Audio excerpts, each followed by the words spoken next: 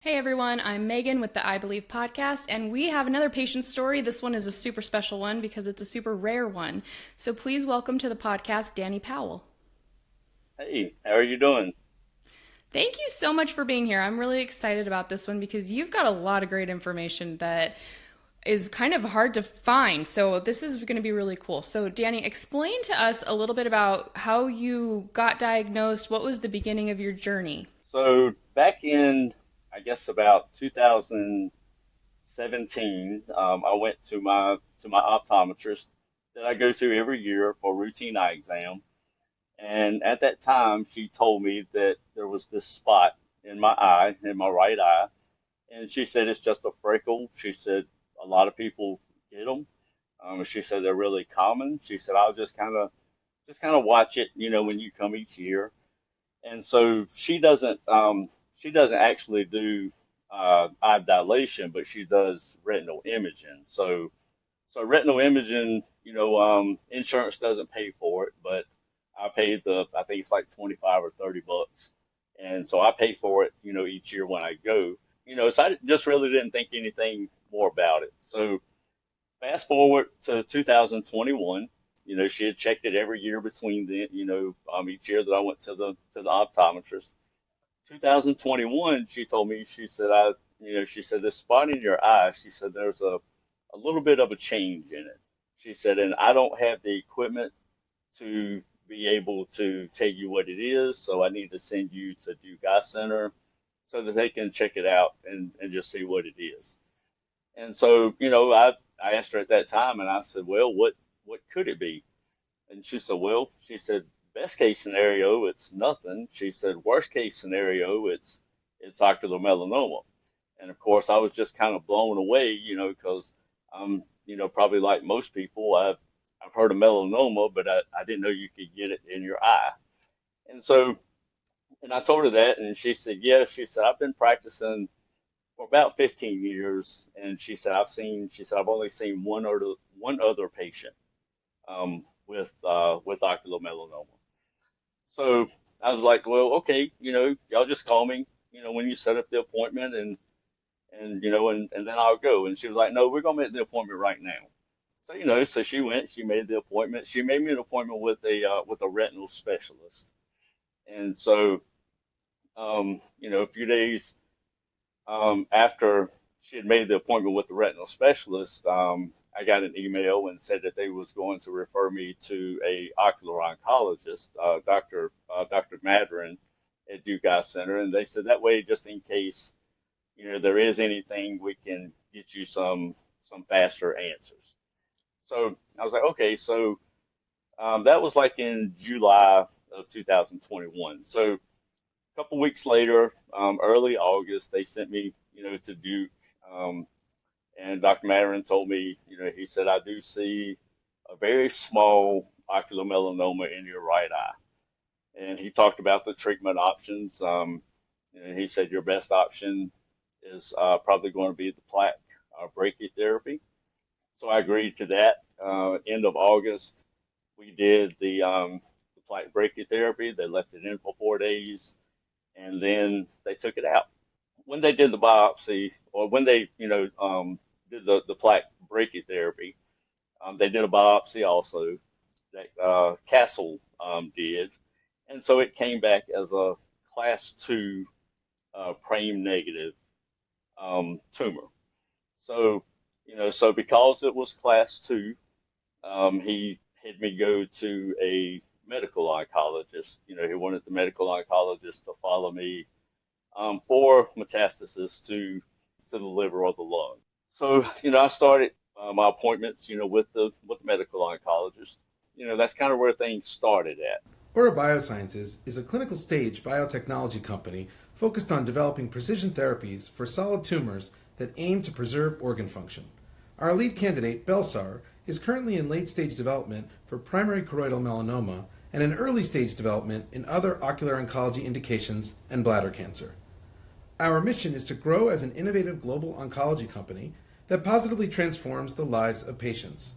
For more information, please visit us at aurabiosciences.com. Well, then, I think it might have been maybe sometime in 2022, I had heard stories that my grandmother, well, I knew my grandmother. I knew she didn't have that one of her eyes was gone because she wore glasses, and I had only ever seen pictures of my grandmother. She died before I was born, but she had a tinted lens on her glasses, and I just never really thought much of it. I had heard my mom say that, I had heard different stories that, that she had gotten kicked in the head, that, that she had another type of cancer that spread to her eye. There have been several different stories. So, well, by this time, when I was diagnosed with ocular melanoma, my mom had already she had already passed away. She passed away in 2018. So once we started doing some research on my grandmother, because she did have this this cancer that we thought maybe we knew what it was, but we wasn't exactly sure. We started looking at doing some family history.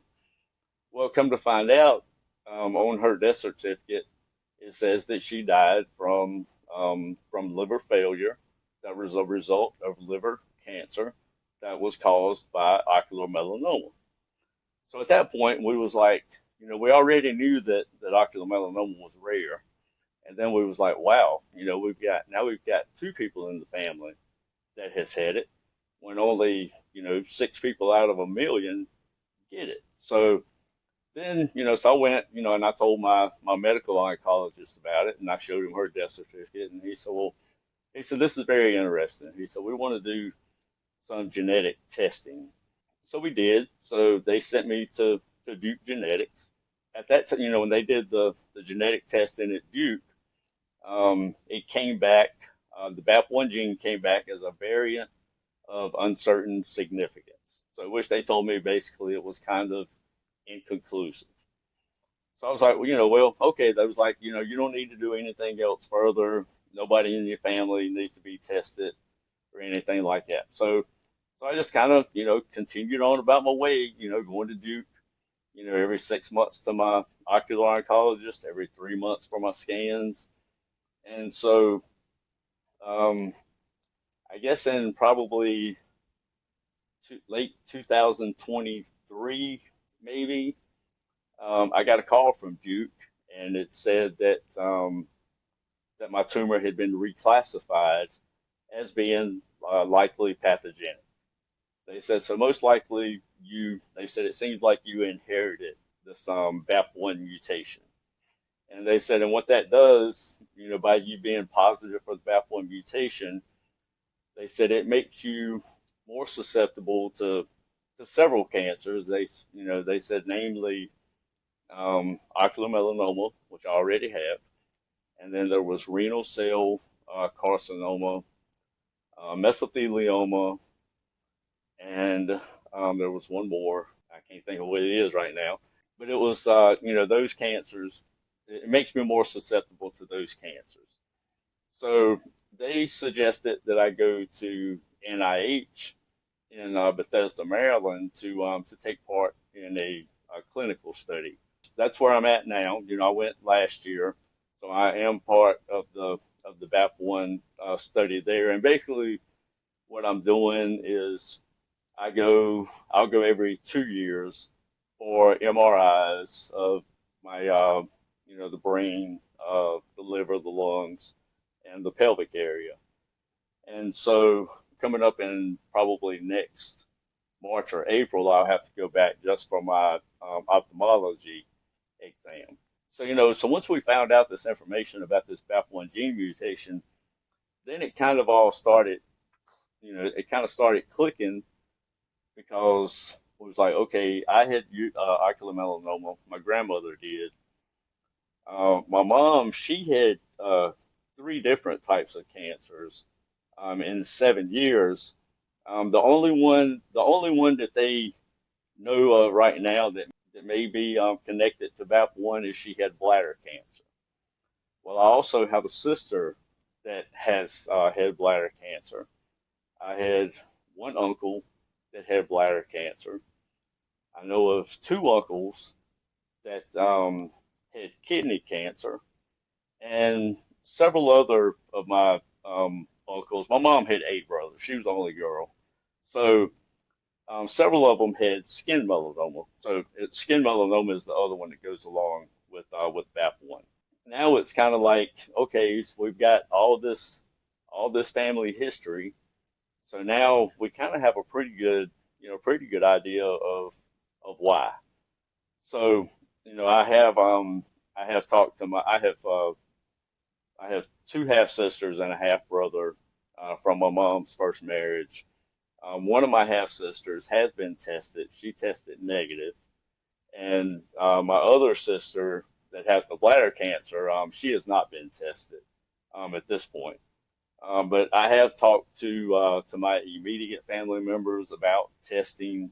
The decision is kind of theirs as to whether they want to be tested. Based on me being BAP1 positive, well, so it doesn't. They said it doesn't skip generations. So they feel like the gene went from my grandmother to my mom, and then my mom passed it to me. And so then there was a 50% chance that mine and my wife's two boys could also be BAP1 positive. So we had them tested earlier this year, and thankfully both of them are negative for the gene. So it stops with them. As far as my family is concerned, it stops with them. So I don't have to. So if they have kids, I don't have to worry about my grandkids having ocular melanoma, not inherited anyway. Now, they could get it, through just like any other person, but they don't have to worry about it being inherited and going through all the early screenings and things like that. So that's kind of where I'm at right now. So I know it's a lot to tell, but that's kind of where we are. Well, that is a lot. And I want to say, I'm sorry about your mother and your grandmother, and also so many cancers in your family. That must have been so hard. I mean, Yes. yeah, that's a Yeah, it was lot. just yeah, it was a whole lot, but we never really thought about, anything being genetic. We just kind of thought, well, that's just kind of the way it is, and so we just kind of moved on. So, but it's kind of starting to make sense a little bit more at this point.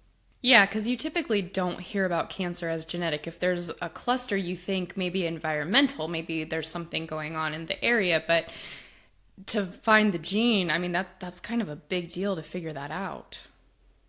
Yes. So that's part of what makes Danny so rare is this BAP1 and ocular melanoma. So I mean you're in the rare of the rare category, unfortunately. hmm Yeah. Yeah. Yes. Yep. And so Mm.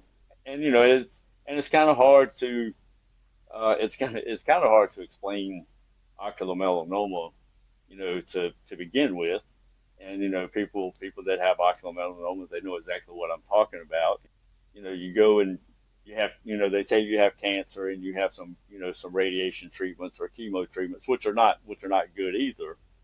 But you start telling them about them putting this radiation plaque in your eye, and then they leave it in there for a few days, and then they take it out, and then they people kind of look at you like you have 2 heads or something, and I mean you have to stand there and have like a 15-minute conversation with them to explain what you have, and then once I throw the BAP1 component in there, then it really gets complicated at that point. But right now we're just I'm thankful that my kids, that my wife kids, that they don't have it, so that they don't have to worry about it. So that was a big relief when we found that out. That's huge. I mean, what more can you ask for at this point? Like, Yes, that's huge. yes, yes. And so, for me, I read a lot of stories on Facebook, and my heart just goes out to people. I've known so many people who, they've lost their vision, they've had metastasis, and thankfully for me, my tumor was 2.1 millimeters, so really really small, and and it was about as far away from my optic nerve as it can get, and still be inside of my eye. So I've lost very little of my vision, so I've been very lucky. And, my eye doctor, she was just awesome for not sitting on it and waiting. As soon as she seen the change in it, she was like, I can't tell what this is. I'm gonna send you to Duke, and we'll kind of see what it is from there. So I was Yeah. very lucky. I was very lucky in that aspect also. That is amazing. And the fact that you paid extra for those retinal scans, I mean, you did your due diligence. I think a lot of times you hear people find a tumor and they're like, oh, I never went to the eye doctor because I didn't need glasses. So kudos to you for Hmm. doing what you were supposed to be doing and finding it so early. That's really Hmm. awesome. Yeah. I'm like, well, it's worth the $25 or $30 to pay for it, just to make sure, there's nothing going on, because I've worn glasses since I was 8 years old. So it was just important for me, to do that. And, we pay for it for my wife and for my kids, also. So my wife, she wears glasses. My oldest son, he wears glasses. And my youngest son, he used to, but he doesn't have to now. But we're going to take him to the eye doctor every year, just to have an exam, just to be sure. So I try to encourage people, that don't wear corrective lenses, to still go, to the eye doctor and have your eyes checked. I mean, because there are other things, glaucoma, different things that can go wrong. But I always try to encourage that. Yeah, I think that's such a huge misconception that you don't have to go to the eye doctor if you see fine. And that's what we're out here trying to, advocate for is let's get those eyes checked and dilate them or get the retinal scan, do something. Because, yeah, so many people think, oh, I don't need an eye exam. And now, if you are wearing contacts or glasses, you can order online and they have an online eye exam you do yourself that basically is you just checking a box saying, hey, yeah, I still see the same, and they'll renew it for a whole nother year. You don't even have to go to the eye doctor. So that's actually getting a little scary. Oh yeah, yeah, yeah. That is. Yeah. Yep. So So even yeah, people with yeah. glasses are starting to not go. So yes, please, please keep Wow. going to the eye doctor. Be like Danny, go to the eye Yeah. doctor. Yeah. Yeah. So yes, I'm definitely going to continue to go every year. And it's also, well, one thing I did forget to mention is, I did talk about that, me being in the clinical trial at NIH. One of the things that I had read online, and they actually looked for this at NIH, is there is these places. They had a patient there a few years ago, and he noticed some abnormalities in his fingernails. And so there was like a place up under one of his fingernails, and it was just kind of like a spot. I think they call it a tumor, but it's not really big. But it's just like right up under the nail bed at the top of it, at the top of the fingernail, and then the nail has like a white line, that it runs from top to bottom where that spot is. He just kind of casually made mention of it, and they looked at it at NIH, and when they did, they went back and they started looking at their other patients, and they started seeing that it was very common. This condition was very common in people with the BAP1 mutation. Castle Biosciences is a proud sponsor of this I Believe podcast. Castle's innovative uveal melanoma tests provide valuable information about the risk of your eye cancer spreading to help you and your healthcare team individualize the management of your disease. To learn more, visit castlebiosciences.com. When I went last April, beginning of May, they looked at my nails and they said that I have like three or four places in my fingernails that they can see. They said you have that characteristic also, as most patients do. And isn't it crazy that they just found it by total happenstance that somebody was like, hey, I got this weird thing, and they're like, oh, maybe that's related. I mean, it just goes to show that we're still so early in all of these things and it's unfolding so quickly. Like the advances we're making and the discoveries and the new medicines, like it's coming, guys.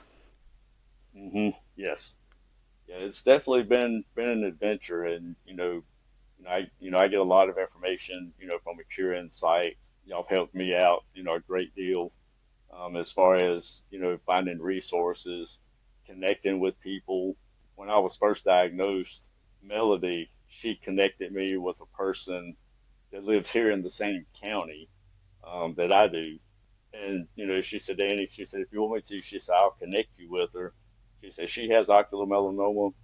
She said, maybe y'all can just she said, since y'all live so close to each other, she said, maybe y'all can just kind of connect and, and share stories and whatnot. And so, I was really thankful for that because, and come to find out, the girl, she only lives about 3 miles from where I live at.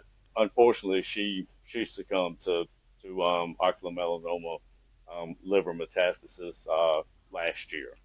So, unfortunately, so, she was a good resource, for me, just to have someone to talk to understand, to be able to understand, when you're talking about testing and different things. It's good to have someone to talk to that understands what you're going through. So, Yeah, because it is such a unique situation to be in. hmm yes, Yeah. yes, And there's so many things with ocular melanoma that other cancers are different. Not that they have or don't have, or it's not a competition, but it's just so different. Like, I'm sure you probably also get, you look fine. hmm And yes, all the time.